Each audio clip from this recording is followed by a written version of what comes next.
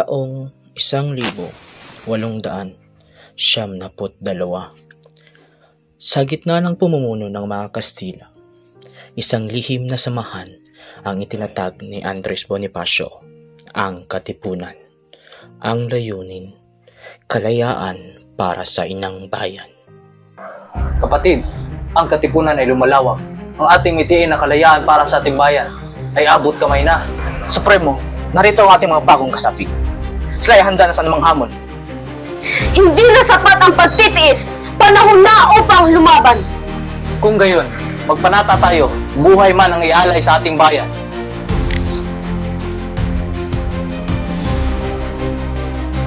Mabuhay ang Katipunan! Mabuhay ang Katipunan! Ito ang simbolo ng ating pagkaalipin. Ngayon, ating punitin!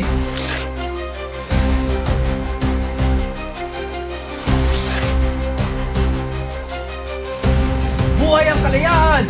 Mabuhay ang Katipunan!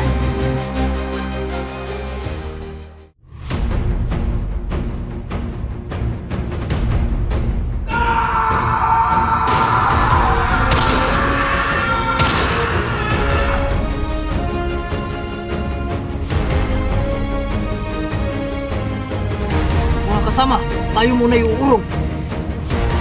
Hindi pa tapos ang laban. Sa bawat patak ng ating dugo, mas lalong tumitibay ang ating ngithin. Kalaya ang bayan! Bagamat naharap sa matinding pagsubok, ang apoy ng revolusyon ay hindi namatay. Mula sa Pugadlawin, kumalat ito sa buong bansa, ang simula ng ating kalayaan. Ika-30 ng Disyembre, 1876. Alas 7 ng umaga, si Dr. Jose Rizal, dakilang anak ng bayan, ay hihahatid sa kanyang huling hantungan. Anak, tanggapin mo ang pagpapatawad ng Diyos. Humingi ka ng awa sa Kanya. Padre, hindi ko kailangan takot. Sa halip, dalangin ko ang kapayapaan para sa bayan. Tahimik siyang naglakad, may dangal at tapang. Ang bawat hakbang ay parang dangundong sa puso ng bayan. Referensal! Apuntan! Consumatomes. Bumulagta si Rizal, hindi lamang bilang isang tao, kundi bilang simbolo ng diwa ng kalayaan. Ang kanyang dugo, ang binhi ng revolusyon. Rizal, salamat. Hindi ka namin magkakalimutan.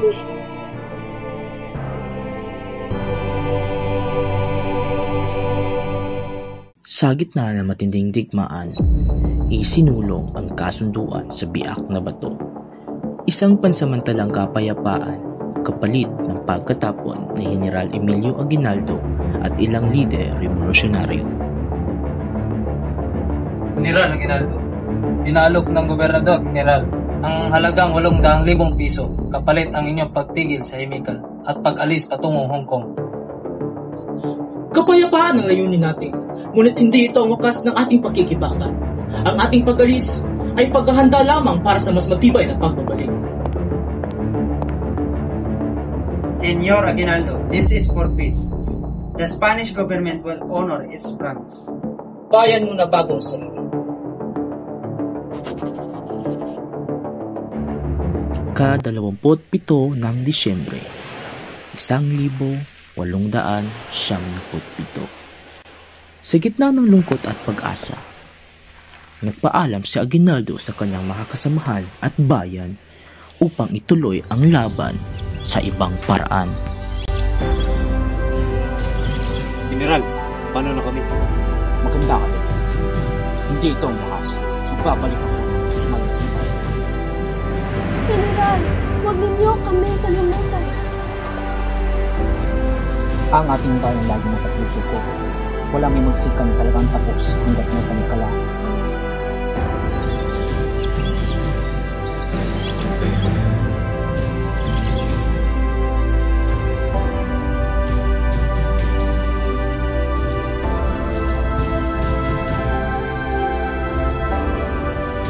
Sa Hong Kong, muling pinanday ni Aguinaldo ang revolusyon.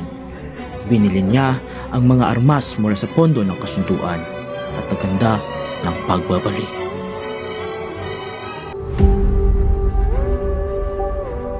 Dito mag-umpisa ang panibagong ito. Kapag tayo nakabalik, wala nang atrasa.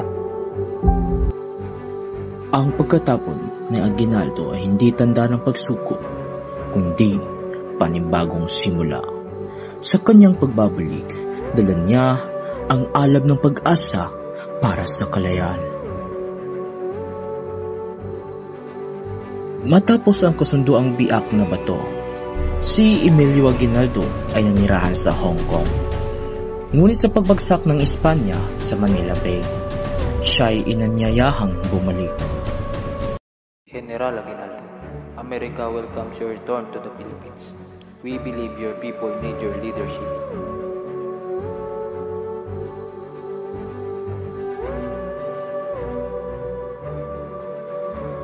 I do not return for personal glory, but to finish what we started, kalayaan ng sambayanan.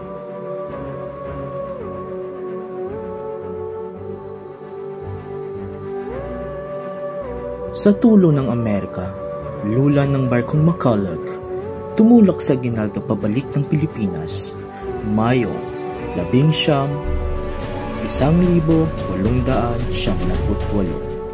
Lumapag siya sa Cavite. Lupang sinilangan. Muli akong babalik upang tapusin ang laban.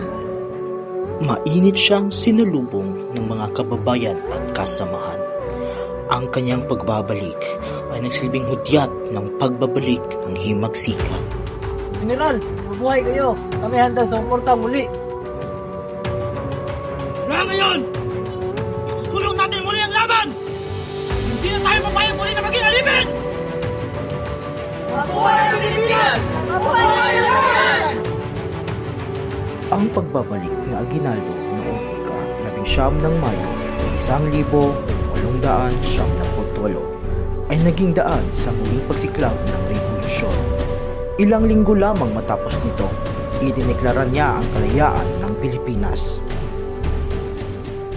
Pagbalik ni Aguinaldo noong Mayo 1878, agad siyang nagsimula ng mga hakbang upang itatag ang isang pamahalaang magtataguyod ng kalayaan. Mga kababayan, dumating na ang panahon. Kailangan nating bumuo ang sarili nating pamahalaan. Hindi kolonya, kundi pamahalaang Pilipino. Tama po, General. Ang tao ay nag-aasam ng liderato ng sariling lahat. Kami handang tumulong sa Republika ng Bayan. Mabuhay ang pamahalaang Pilipino! Mabuhay ang pamahalaang Pilipino! Noong huling linggo ng Mayo 1878, bago pa man ipahayag ang tala, idineklara ang pagtatag ng pamahalaang revolusyonaryo. Sa ngalan sa bayang Pilipino, ipinahahayag ko ang pagkakatatag ng pamahalaang revolusyonaryo ng Pilipinas! Mabuhay ang bagong pamahalaan! Mabuhay ang revolusyon! Mabuhay ang kalayaan! Sa kapangyarihang binigay sa akin sa bayan, itinatakda ko ang mga pinuno ng bagong pamahalaan. Artemio Ricarte bilang Kapitan General sa Tatahang Lakas. Apolinario Mabini bilang Tagapayan ng Pamahalaan.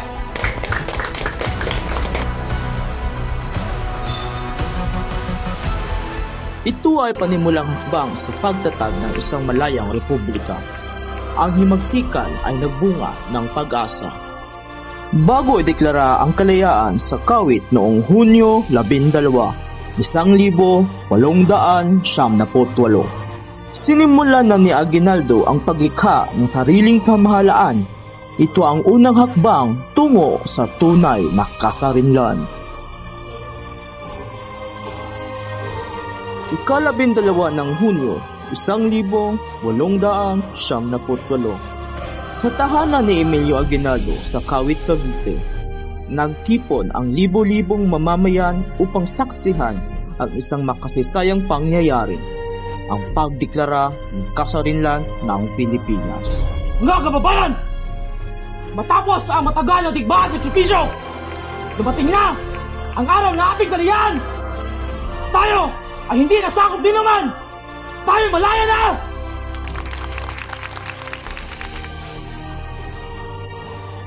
Ang abogadong si Ambrosio Rienzares Bautista ang siyang bumasa ng proklamasyon ng kalayaan. En el pueblo de Cavite Viejo, a 12 de junio de 1898, ante mí, Ambrosio Rienzares Bautista, auditor de Guerrera y autor de este manifiesto, compareció el general Emilio Aguinaldo E. Pablo, presidente del gobierno revolucionario, de las niñas personas aquí reunidas, quienes declararon que las Islas Filipinas, por la fuerza de la circunstancia y del derecho, han quedado emancipadas de la soberanía de España. El pueblo filipino es que tiene derecho a ser libre e independencia porque ha roto sus cadenas con España, que lo ha oprimido y faltado a sus obligaciones como nación soberana.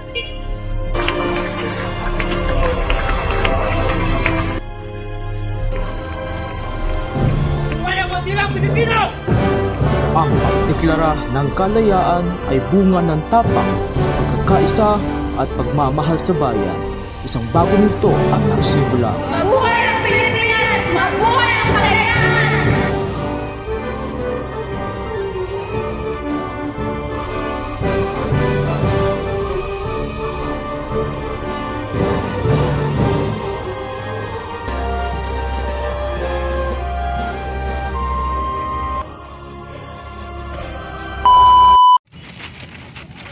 Hala, si Gino Bati! Ang ating...